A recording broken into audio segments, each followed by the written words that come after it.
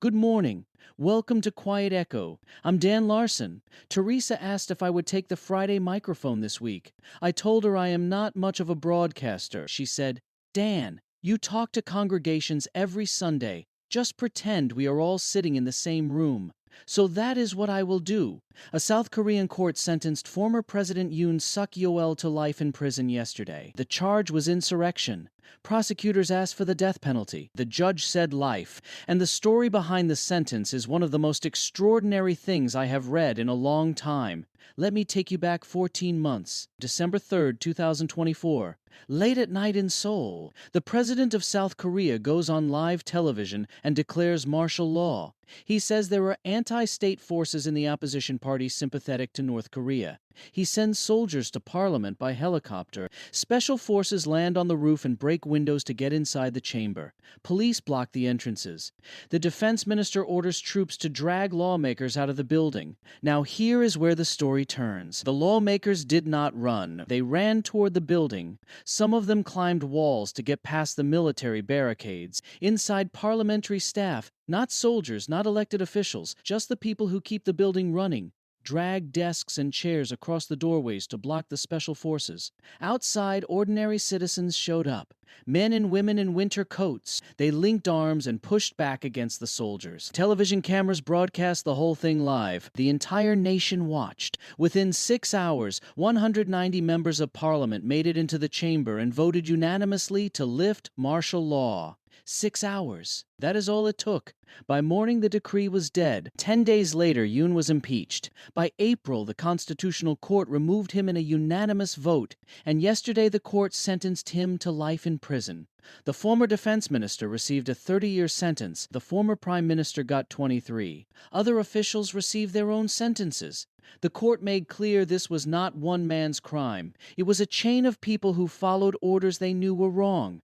Every link in the chain broke the public trust, and every link was held accountable. I sat on my front porch Wednesday evening reading about all of this.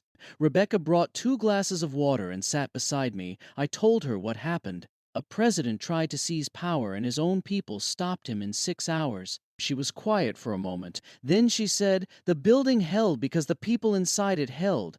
I have thought about that sentence ever since. She is right, and she said it better than I could. I want to talk about why this matters to a small town in America, because I think it matters a great deal. I have been a stake president in the Church of Jesus Christ of Latter-day Saints for 11 years. In our church, every leader serves for a season. A bishop serves 5 years, sometimes longer. A stake president serves until he is released. No one campaigns for the office. No one earns it through ambition. You are called, you serve, and on one Sunday the visiting authority stands at the pulpit, thanks you for your service, and calls someone else. The position never belonged to you. You borrowed it. I believe this is the moral architecture of every free society. Not just our church. Every free society. Power is a loan. Leadership is stewardship. The office outlives the officer. The moment any leader in a church, in a town, in a nation believes the authority belongs to him, something breaks. Something fundamental, something the founders of every democracy understood and wrote into their constitutions precisely because they knew human nature would test it. Yoon told the court his martial law decree was meant to awaken the people. The judge said his true intent was to paralyze the National Assembly and arrest his political opponents. There is a name for a leader who sends armed soldiers to silence a legislature. Every generation knows the name. But here is what I keep coming back to. It is not the verdict. Courts do their work. God bless them for it. What I keep coming back to is the 6 hours. Think about what those 6 hours required. Not tanks, not weapons, not a counter-coup. It required ordinary people making a decision. Lawmakers deciding the chamber was worth reaching. Staff deciding the doors were worth holding. Citizens deciding their bodies were worth placing between soldiers and democracy. Constitutions are paper. I say that with respect. I love our Constitution, but paper does not defend itself. Democracy is not a document. It is a decision, made fresh every time it is threatened, by ordinary people who decide the building will hold because they will hold it. That is what South Korea showed the world this week. I do not know if we will ever face a test like the one Seoul faced in December of 2024. I pray we do not. But I know the lesson applies to every level of leadership. The mayor who remembers the office is not his. The bishop who remembers the calling will end. The father who remembers his children is not a possession but a stewardship. Borrowed every bit of it. Rebecca finished her water and asked if I was going to write about it. I told her I already had, in my head, on the porch. The way most things get written around here, she said, then put it on paper before you lose it. So I did, and now I have said it out loud, which is a little different, a little harder. But Teresa was right. It is just like talking to a room full of people you care about. Thank you for listening. This has been Quiet Echo. I'm Dan Larson. Teresa will be back Monday. Have a good weekend. Hold the things that matter.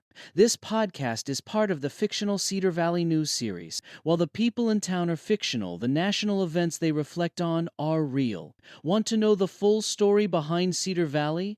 Teresa, Caleb, Dan, and the community you've come to know in these editorials first came together in Quiet Echo. Discover how a small town found its way from fear to fellowship, one quiet act of courage at a time. I'll put the link in the show notes. Available on Amazon. You've been listening to the Cedar Valley News Podcast, where small-town voices meet the headlines shaping our world. From faith and family to front porches and fields. We'll be back with more stories connecting real lives to real events. Until next time, keep your porch light on, your faith strong, and your heart open.